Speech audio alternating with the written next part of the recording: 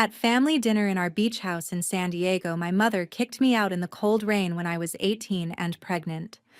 My sister laughed at me for being pregnant without a husband. "You're a disgrace," my mother snarled, shoving me toward the door as rain pounded the windows. I stumbled out soaked and shivering with no place to go, clutching my belly where the life I never planned pulsed inside. 3 years later, when they tried to take my son away, my husband slammed the door and said, "You've lost that right."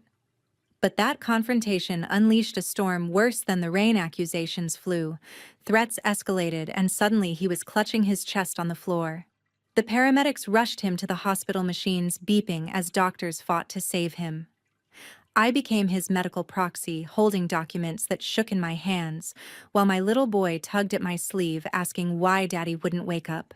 Social workers swarmed, lawyers stepped in, and the lies spread like wildfire on social media. Tests confirmed the worst, forcing a decision that tore me apart. We said goodbye amid beeps and tubes, then faced the fallout, selling the house, starting over in a cramped apartment. But through it all, I learned family isn't blood. It's who fights for you. If you got this far, you must have some free time. Hit subscribe and like for more raw family dramas that hit home.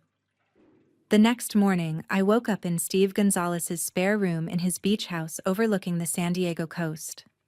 My clothes were still damp from the rain, and my stomach churned with a mix of hunger and fear. He knocked softly before entering with a tray of tea and toast, his voice calm, as he said he'd canceled his shift at the café to help me figure things out. I broke down then, spilling everything about the bad situation with that older guy, and how my family saw it as my shame.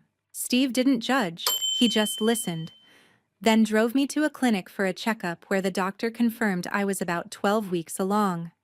From there, we fell into a rhythm that felt strangely normal. Steve set me up in the guest room filled with surfboards and old photo albums, and he came to every appointment holding my hand when the nausea hit hard. The staff assumed he was my dad at first, and we let it slide because it felt safer that way. He'd talk about his late wife, Susan Reed, who'd passed from cancer 5 years earlier after they'd tried for kids without luck. "This could be our fresh start," he said one night while we sat on the porch, listening to the waves crash, his hand gently on my swelling belly. I started believing maybe I could love this baby despite how it started. As months passed, my belly grew, and so did my trust in him. I helped out at his café near the beach, grading customer feedback or organizing supplies, while he managed the place. We turned the office into a nursery with cribs and toys from thrift shops, and he painted the walls a soft blue, like the ocean outside. Labor came fierce after 19 hours in the hospital, me screaming for a mom who wasn't there. Steve stayed the whole time, wiping my forehead and whispering encouragement. When Bobby Gonzalez finally arrived, Steve cut the cord and held him first after me, tears in his eyes as Bobby's tiny fist grabbed his finger. "Can he call you Grandpa?" I asked through exhaustion, and Steve nodded, cradling him like his own. We brought Bobby home to the beach house where the sound of waves lulled him to sleep. Steve taught him Spanish lullabies from his family roots, and I made funny faces to make him giggle. Bobby's first steps were toward Steve's outstretched arms on the sandy deck, grabbing at his sunglasses. He said, "Mama" to me, and "Papa" to Steve, soon after shifting from Grandpa as our bond deepened. We got married quietly at City Hall, a year in making it official what we'd built together, a family chosen every day amid the salt air and sunsets. Life settled into something beautiful I never expected. I'd do online classes while Bobby napped, and Steve would bring home fresh coffee beans to grind. The dogs, 2 rescues he'd adopted after Susan, curled around Bobby's playmat, sensing his every need. We'd walk the beach at dusk, Bobby toddling between us, collecting shells. For the first time, I felt safe, like the rain that night had washed away the old shame. But deep down, I knew storms could return. 3 years later, everything felt steady in our beach house routine, until one afternoon when my phone buzzed with a notification from a family group chat I hadn't left. My cousin Johnny Thompson had posted a photo of me and Bobby playing on the San Diego shore, tagging everyone without asking, captioning it, "Something innocent about family fun." But it lit a fuse within hours. There was a knock at the door, and through the window I saw my mother Jenna Ramirez and my sister Whitney Ramirez standing on the porch, their faces tight with that old judgment. I froze, heart pounding like the waves during a storm, but Steve Gonzalez answered before I could. Jenna pushed forward, her voice sharp as she demanded to see her grandson, claiming Grandma deserved to meet him before it was too late. Some story about her health fading from the shame I'd caused. Whitney smirked behind her arms crossed, adding that I'd run off like a fool, and now owed them for the embarrassment. "He's our blood," Jenna insisted, trying to peer inside where Bobby was napping on the couch with the dogs curled nearby. Steve stepped between them and us, his frame blocking the doorway, and told them to back off or leave. When Jenna started yelling that Steve was just some opportunist who'd taken advantage of a vulnerable girl, Whitney chimed in with accusations that he'd manipulated me into this fake family. I wanted to shrink away, but Steve's voice boomed steady. He slammed the door in their faces and said, "You've lost that right." Bobby woke up crying from the noise clinging to my legs as the shouting continued outside. Steve grabbed his phone and called the police right then, reporting harassment and mentioning the abandonment from 3 years back when they'd kicked me out pregnant. The officers arrived quickly. San Diego PD responds fast to domestic calls near the beach areas and took statements on the porch while I held Bobby inside, stroking his hair to calm him. Jenna ranted about her rights as a grandmother, but the cops noted the history, warning her and Whitney to stay away or face charges. Steve stood firm beside me when they questioned us, explaining how he'd built this life with us, legally no coercion involved.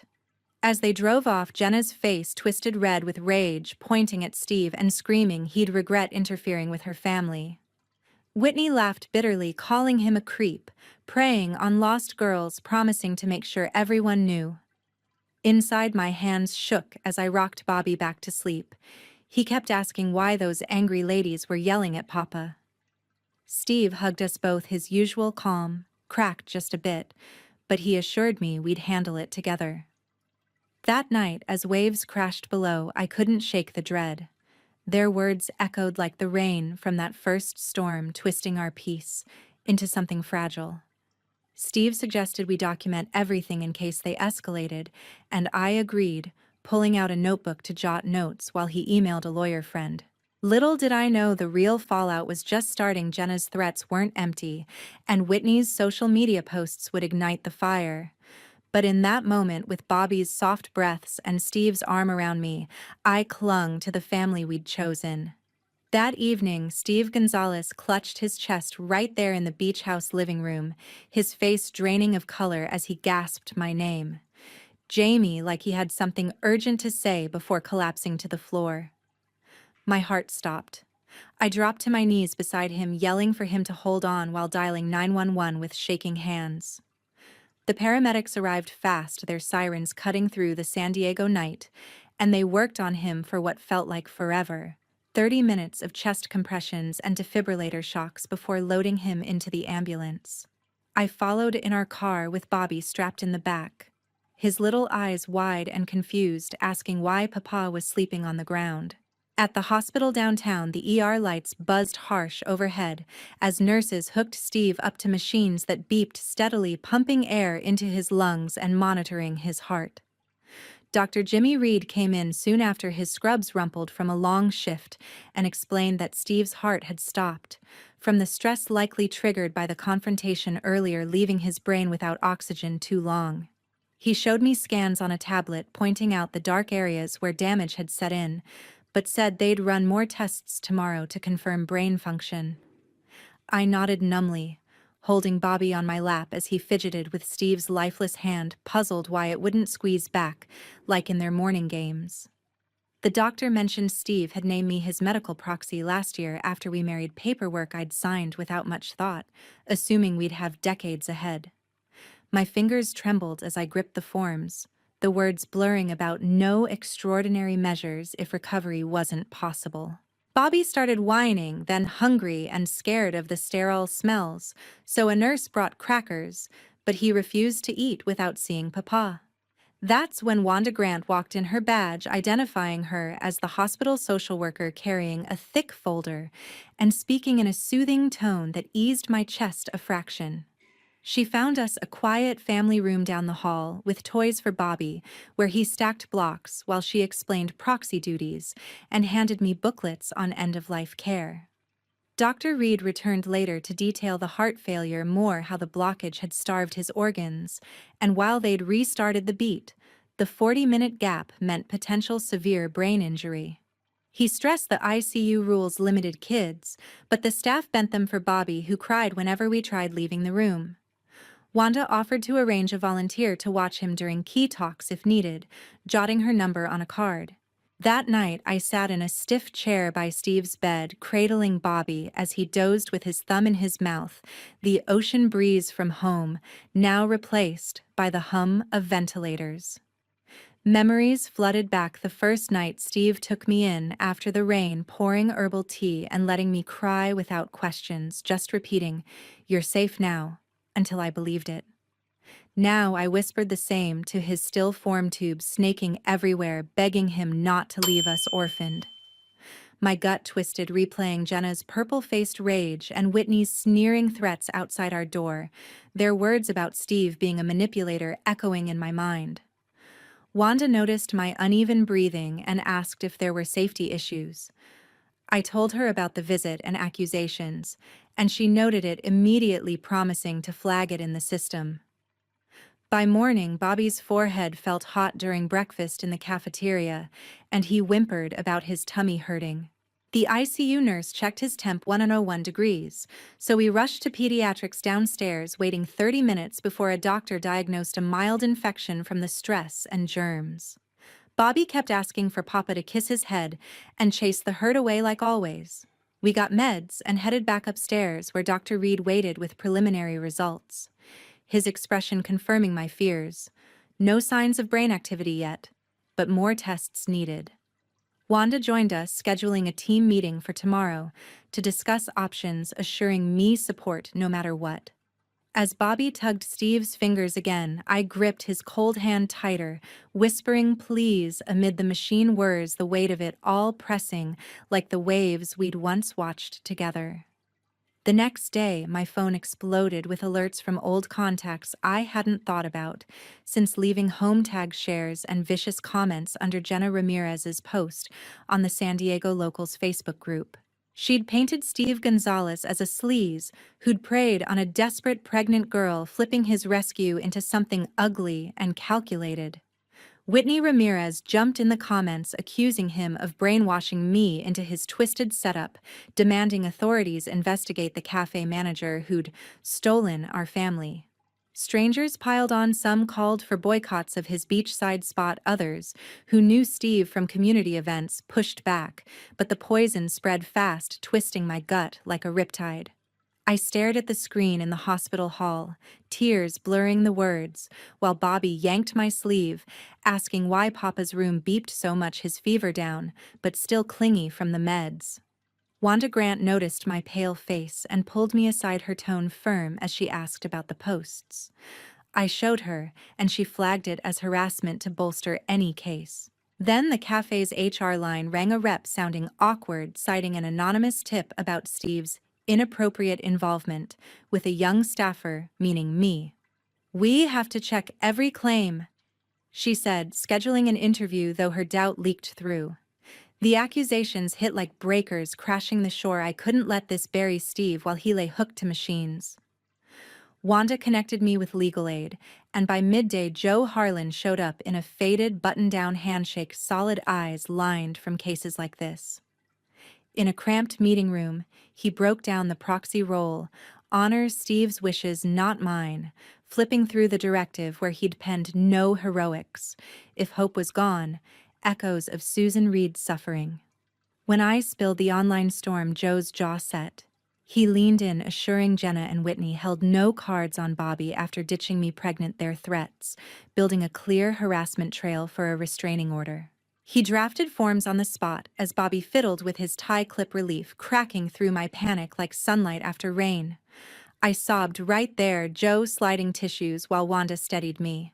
The papers were airtight, he said, witnessed and stamped. Estate headaches could wait. In the ICU, Dr. Jimmy Reed tuned monitors when I pushed for another brain scan. He booked it for tomorrow, with the top specialist nodding at my resolve in a mess too heavy for someone barely 21. Valerie Ellis, the volunteer with her kind vest, whisked Bobby to the play zone so I could breathe. He went willingly, truck in hand, chattering about towers. That afternoon, Joe urged a quick run to the beach house for docs before escalation. The drive twisted my insides without Steve spotting seals from the window like always with Bobby. Salt air greeted us inside his mug by schedules as if he'd return any minute.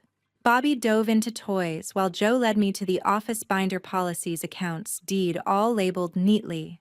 Tucked back my envelope, Steve's letter spilling how rescuing me reignited his world post-Susan pride in our family. His deepest gift, trusting me with Bobby forever. I crumpled reading it, sobs raw on the floor. Joe paused nearby, then decoded the debts, a refinanced mortgage for Susan's care bills he'd hidden to protect us. Probate loomed months out, sale likely to settle it. Evening back at the hospital, Dr. Reed delivered the redo eval from while I'd handled Bobby's fever. His grave look said enough: massive oxygen-deprived damage, no brainwaves beyond machine tricks. iPad scans showed voids where life once sparked. Recovery, impossible, brainstem on autopilot. Wanda hovered as the truth slammed home, setting a team huddle tomorrow for paths forward. Her promise of backup, the only anchor in the chaos. After the tests, I knew what had to be done. Steve Gonzalez's directive stared back, clear. No machines, if no real chance, a echo of Susan Reed's drawn-out end he never wanted repeated. Dr. Jimmy Reed proposed easing sedation for a final response check tomorrow, cautioning low odds from the scans. I nodded fast, craving that last confirmation even as fear gripped tight. Bobby Gonzalez zoomed his truck along the bedrail, humming Steve's wave song, blind to the pallid face amid tubes. Night dragged brutal. Bobby's nightmares flared him, thrashing hot, sobbing for Papa to banish monsters, thumb sucked raw like infancy. I rocked him in the cot, murmuring Steve's love lingered even asleep, but Bobby's instincts screamed wrong, his cries piercing. Wanda Grant dropped grief booklets affirming the pre-loss stab as valid coaching box breaths in 4, hold out 4 to blunt the edges. She validated the fury and overwhelm, okay to crave handover of this weight. Dawn hit relentless, meds tapered as Dr. Reed's team watched monitors. Bobby perched on my knee, vrooming his toy while they voiced Steve's name, flashed lights, pinched nails for pain. Eyes blank, hand-slack pupils fixed, no twitch. 20 minutes later, Dr. Reed's shoulder pat sealed it, no function beyond machine props. Bobby piped up if Papa was mended. I swallowed tears, saying docs gave all. Wanda ushered a child specialist using doll's Papa's body, 2 broken machines aiding breath, but no wake-up. Bobby placed doll hands together, nodding, yet eyed the door like Steve might appear. Afternoon, a counselor joined bedside, owning the nightmare for my age, her methods easing anxiety surges. Mid-talk. My phone buzzed, unknown mother's shaky voice claiming post rumors spurred her, begging a secret park meet with Bobby, apologies tangled in blame shifts. Her plea for stealth, fearing Jenna's wrath, rang weak. I shut it down, no contact ever, their venom sealed it. She wept. I blocked severing final. The care huddle packed the room, docs, nurses, ethics pro, dissecting life quality and directive respect.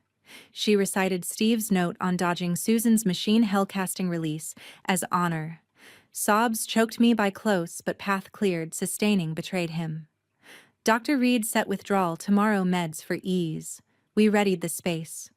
Steve's surf track, soft Bobby's sketches taped round our stick crew riding waves. Nurses aided handprints, Bobby smushing his palm to Steve's in color. Bobby slumbered in the chair as I filmed for him, later voice fracturing on Steve's story, the savior choosing us over Blood's discard songs taught stand against storms. 10 minutes of halts and tears, but vital for Bobby's future knowing. Dawn surged quick. Respiratory crew outlined as I clenched Steve's hand. Bobby hummed the lullaby, pecking fingers like ritual. Vent disconnect hushed, odd room stilling as breaths shallowed over 15 minutes. I urged him to find Susan, gratitude spilling as Bobby waved farewell like daycare drop. Final exhale whispered gone. Nurse pulsed, check head shake, timed it while unhooking. We stayed hour with the shell, Bobby cheek patting, pleading, eyes open till funeral folks came. Donation nixed by age and heart woes. Stung Steve deserved to aid post-life. Café crew set memorial 2 weeks on at the beachside joint, snaps from his shift's patrons recounting mentorships and sponsorships. Jenna and Whitney crashed despite alerts. Security hauled them as Jenna bellowed rights, Whitney jeering. Steve's circle overwhelmed their bile. Joe Harlan post-event broke probate house equity slim from Susan's refinance payments, unsustainable solo. Listed swift to dodge foreclosure, boxing fits for Section 8 inner city, pad 2 beds. Faint ocean echo gone.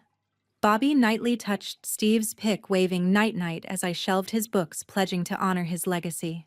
Months later, in our new apartment downtown San Diego, the faint hum of city traffic replaced the waves we'd known, but Bobby Gonzalez and I pushed forward step by step. I opened my laptop at the scarred kitchen table one morning while he munched cereal, filling out the community college app with shaking fingers, my personal statement raw about how Steve Gonzalez had pulled me from the rain and shown education as escape, turning a kicked-out pregnant teen into someone worth betting on. The admissions rep called days later, voice catching as she waived fees after reading it twice, linking me to single-parent resources like on-campus daycare subsidies. Bobby's first drop-off tore at me. He clung, screaming arms locked around my neck as the teacher pried gently, his sobs echoing guilt through the parking lot until I dry-heaved outside. But she texted midday he'd calmed building blocks. By week 2, he dashed in, waving bye with a drawn picture clutched tight. My tutoring profile went live on a site soon after, drawing middle schoolers struggling with essays I taught outlines Steve had shown me, while helping at the cafe sessions fitting around classes and Bobby's naps. First payout covered groceries and gas, each dollar a nod we could stand alone. Bobby munched crackers quietly during video calls, learning to play solo as I worked 15 hours weekly. Joe Harlan called with court updates. The restraining order hearing wrapped quick, judge eyeing screenshots of Jenna Ramirez and Whitney Ramirez's posts, plus the bogus HR tip. Their lawyer argued blood rights, but Joe countered with abandonment proof and harassment logs. The gavel dropped on a 3-year ban, violations meaning arrest. Word spread through San Diego circles. Jenna lost her real estate gig when clients bailed over the defamation fallout. Her lies backfiring in a countersuit Joe filed that drained her savings and left her isolated, old friends ghosting after the truth surfaced. Whitney fared worse. Her salon job vanished amid customer complaints, tying her to the smear campaign. Her social feed going silent as community backlash hit neighbors who'd seen Steve's good works turned cold, leaving her holed up and alone in that old beach-adjacent rental. No reconciliation, whispers crept in. I ignored any stray texts or rumors sealing that door forever, their venom a lesson in cutting rot to thrive. Nights, Bobby picked Steve's books from our makeshift shelf, curling in my lap as I read in a voice forever off-key from his. We'd stare at the dresser photo, Bobby chattering daycare tales, who shared snacks or pushed swings, waving night-night to Papa. The ache lingered heavy, but so did Steve's echo strength I didn't know I had. Last week, in the dim light, sirens wailing distant as Bobby's breaths evened, I felt it. We'd forged ahead, choosing each other daily like Steve taught, turning loss into quiet freedom. That grit built something new from his pieces, proving family isn't forced bonds, but the ones you fight to keep, and in that choice lies real power. For viewers, it's a reminder resilience turns betrayal to boundaries, chosen ties, outlasting blood's breaks, granting space to heal and grow unbound.